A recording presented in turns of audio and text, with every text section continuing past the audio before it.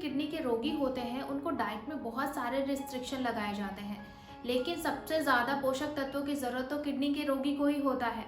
आज हम जानेंगे कि किडनी के रोगी कौन से डाइट व ले सकते हैं, क्योंकि ज़रूरी नहीं है कि सारे तरह के किडनी के रोगी जो है एक ही प्रकार का डाइट फॉलो करें। किडनी रोग का भी प्रकार होता है और सभी प्रकारों में अलग अलग डाइट उनको दी जाती है। तो यह जानना बहुत ज़रूरी है कि आपका प्रकार कौन सा है क्रॉनिक किडनी डिसीज़ का और आपको कौन सी डाइट लेनी चाहिए। तो इस वीडियो के एंड तक बने रहे और अगर चैनल पे नए हैं तो इसको सब्सक्राइब ज़रूर कर दीजिए ताकि इसी तरह के हेल्थ रिलेटेड वीडियोस आपको मिलते रहे।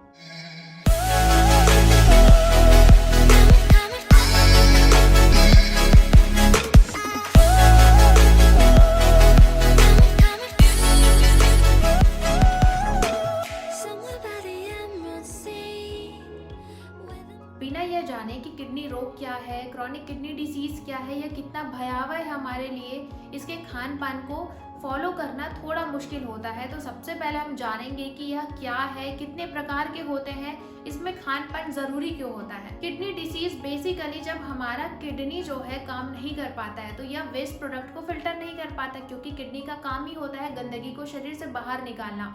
तो वो गंदगी हमारे ब्लड में जमा हो जाती है और ब्लड में जमा होने के बाद यह बहुत सारे प्रॉब्लम कॉज करती है, क्योंकि हमारे बॉडी में फिर टॉक्सिसिटी होने लगती है। इसीलिए आपने देखा होगा कि डायलिसिस के थ्रू उस वेस्ट प्रोडक्ट को बाहर निकाला जाता है शरीर से। किडनी का काम होता है वेस्ट प्रोडक्ट को बाहर निकालना, तो अगर किडनी काम नहीं करेगा तो गंदगी बॉडी में इकट्ठी होने लग जाएगी। क्रॉनिक किडनी डिसीज़ के लक्षण होते हैं भूख नहीं लगना, वज़न कम होना, मांसपेशियों में दर्द होना, बहुत जल्दी ही थक जाना और पुरुषों में यह शारीरिक दुर्बलता लाता है, यानी कि सेक्सुअल वीकनेस क्रिएट करता है। बहुत ज़्यादा यूरिनेशन होना और किसी किसी को तो बिल्कुल यूरिन ही नहीं आता, पर्टिकुलरली नाइट में ज़्यादा उनको यूरिन होता है। नींद नहीं आना, हेडेक होना, बहुत ज़्यादा बीमार फील करना, कमज़ोरी इसके मेन लक्षण होते हैं। और जब वो डॉक्टर के पास जाते हैं तो किडनी से संबंधित बेसिकली 3 जो टेस्ट होते हैं सबसे फर्स्ट तो है KFT यानी किडनी फंक्शन टेस्ट। इसमें सारी चीज़ें आ जाती है। उसके बाद सबसे मेन इंपॉर्टेंट होता है GFR और यूरिया, क्योंकि क्रिएटिनाइन होता है वो तो वेस्ट प्रोडक्ट होता है। लोग क्रिएटिनाइन से जज करते हैं कि उनका किडनी काम कर रहा है, नहीं, बल्कि GFR और यूरिया मेन होता है। और GFR के अकॉर्डिंग ही हम किडनी रोगी के स्टेज को बता सकते हैं कि वह कौन से स्टेज पे है। GFR यानी कि आपका जो किडनी है वह 1 मिनट में कितना ब्लड फिल्टर कर रहा है। GFR होता है जब आपका किडनी जो है वेस्ट प्रोडक्ट को छानता है, तो यह 1 मिनट में कितना छानता है, इसी को बोलते हैं GFR वैल्यू, कि आपका किडनी जो है 1 मिनट में कितना ब्लड फिल्टर कर रहा है। अगर यह फिल्टर नहीं कर रहा है, अगर यह किडनी काम नहीं करता है तो GFR की जो वैल्यू होती है वो कम हो जाती है। तो इसी से आप डिसाइड कर सकते हो कि आपका किडनी कितना काम कर रहा है। मरीज का GFR नॉर्मल है, लेकिन अगर उनके यूरिन में प्रोटीन का लीकेज आ रहा है, इट मीन्स कि किडनी का जो फंक्शन है वो कम हो रहा है, काम करना थोड़ा सा वह धीरे हो गया है, लेकिन काम अभी भी कर रहा है। अगर GFR 60 से 90 के बीच होता है तो यह एक्यूट स्टेट होता है, फर्स्ट स्टेज होता है। इसमें आसानी से हम उसको ठीक कर सकते हैं। लेकिन अगर GFR की वैल्यू जो है 60 से 30 के बीच आता है, इट मीन्स कि सेकेंड स्टेज में पहुंच गया है। और अगर जो GFR 30 से 15 के बीच होता है, यानी कि थर्ड स्टेज में होता है। और अगर GFR 15 से नीचे होता है, इट मीन्स कि किडनी फेलियर के केस में आ जाता है। किडनी उस टाइम पे मरीज को डायलिसिस की ज़रूरत पड़ती है, तो उसको GFR कहते हैं। तो आइए जानते हैं कि खान पान में आपको क्या लेना चाहिए और क्या नहीं लेना चाहिए। सबसे पहले अगर आप डॉक्टर के पास जाते हो तो वो सबसे पहले प्रोटीन आपका बंद करवा देते हैं, पर ये पूरा सच नहीं है। किडनी के रोगी भी प्रोटीन ले सकते हैं। एक नॉर्मल किडनी पेशेंट जो है 0.6 ग्राम पर केजी बॉडी वेट के अकॉर्डिंग प्रोटीन ले सकते हैं, क्योंकि प्रोटीन जो है बहुत ही ज़रूरी होता है हमारे मसल स्ट्रेंथ के लिए, बॉडी बिल्डअप के लिए, और यह आपके बॉडी को ऊर्जा देता है। क्योंकि किडनी के रोगी जो है सबसे ज़्यादा उनको कमज़ोरी होती है, और कमज़ोरी होने के कारण कोई दवाई उनमें असर नहीं करती है, वह कुछ काम नहीं कर सकते हैं, प्राणायाम, योगा, वह कुछ भी नहीं कर सकते। प्रोटीन बहुत ज़रूरी होता है, क्योंकि प्रोटीन आपके बॉडी में इन्फ्लामेशन को लड़ने की क्षमता देता है। तो आप कितना प्रोटीन इंटेक कर सकते हो यह डिपेंड करता है आपके GFR वैल्यू पे।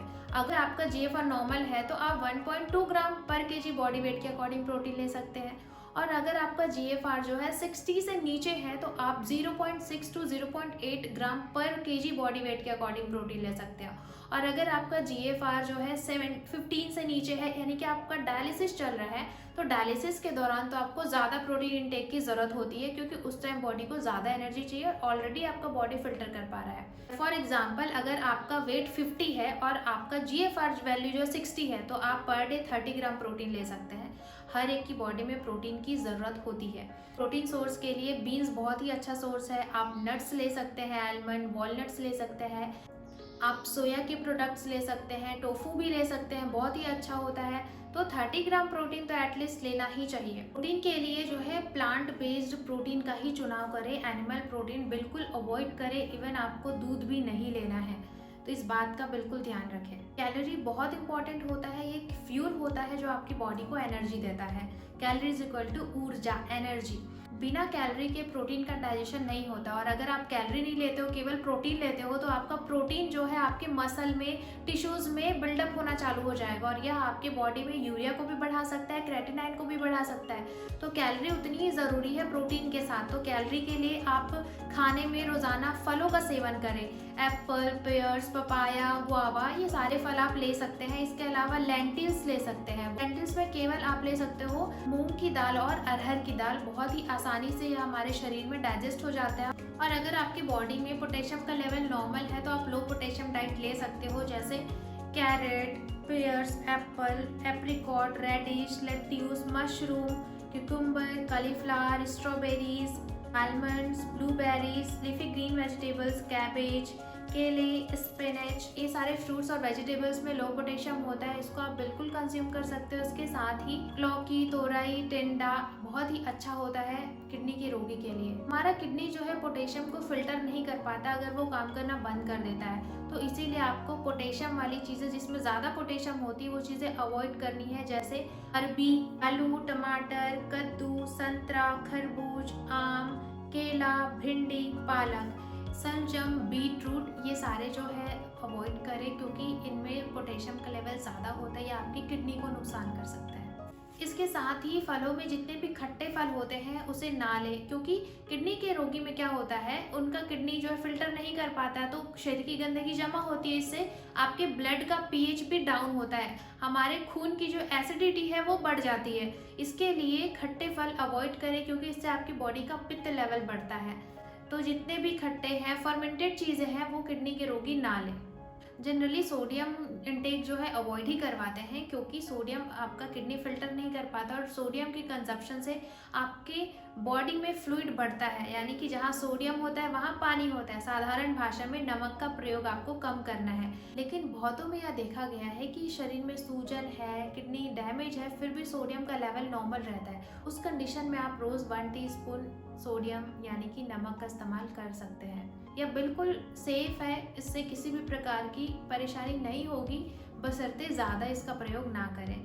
अगर आपके डाइट में फास्फोरस ज़्यादा होता है, तो ये आपकी किडनी को भी इफेक्ट करता है। कैसे? अगर ब्लड में ज़्यादा फास्फोरस है, तो यह क्या करता है, ब्लड में कैल्शियम लेवल को भी बढ़ाता है, और बोन से कैल्शियम जो है ब्लड में आ जाता है, जिससे आपकी बोन की डेंसिटी कम होती है। इसके अलावा ब्लड में अधिक कैल्शियम होने से हार्ट रिलेटेड प्रॉब्लम हो सकती है आपको, आपका किडनी और भी ज़्यादा खराब हो सकता है। तो फास्फोरस वाली जितनी भी चीज़ें हैं, दूध वाले प्रोडक्ट हैं, ड्राई फ्रूट्स, जितने पैक्ड या बॉटल बंद चीज़ें होती है, उसमें फास्फोरस का अमाउंट ज़्यादा होता है और सोडियम का भी ज़्यादा होता है, तो उसे भी अवॉइड करिए। तो लास्ट सबसे इम्पॉर्टेंट चीज़ है वाटर ड्रिंकिंग।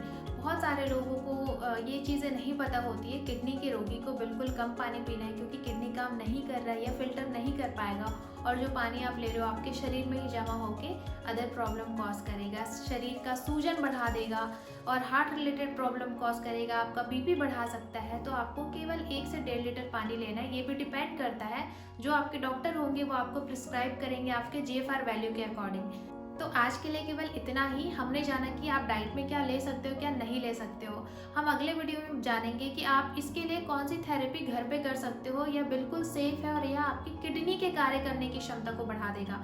तो इस वीडियो के लिए इंतज़ार करें, इस चैनल से जुड़े रहें। मिलते हैं हम अपने अगले वीडियो में, तब तक सभी अपना ध्यान रखें। नमस्कार।